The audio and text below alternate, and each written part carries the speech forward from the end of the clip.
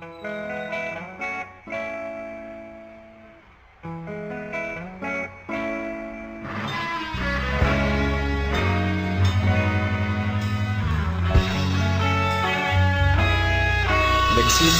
ang lahat sa eskwela, nagsama-samang 12 sa kalokohan at sa tuksuhan, hindi maawat sa isa't isa.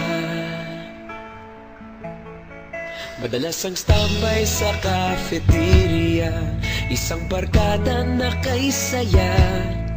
Laging may hawak-hawak na gitara, konting udyok lamang kakanta na. Kay simple lamang ng buhay noon, walang mabibigat na suliranin.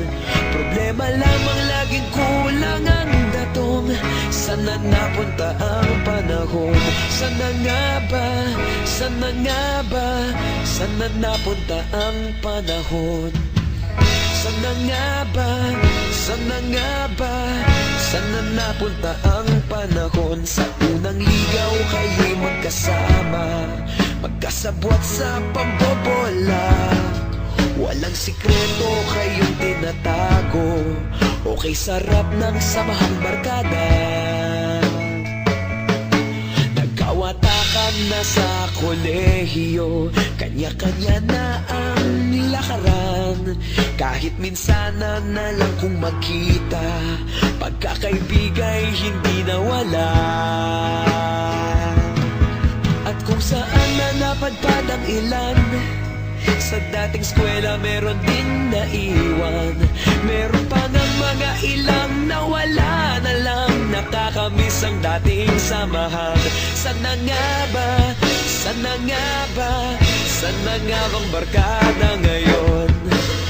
Sana nga ba? Sana nga ba?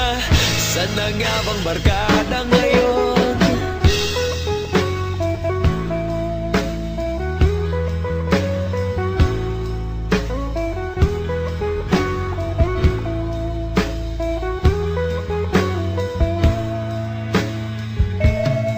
Ilang taon din ang nakalipas, wala pa sa aming tatay na nagsusumikap upang yumaman at guminhawang kinabukasan.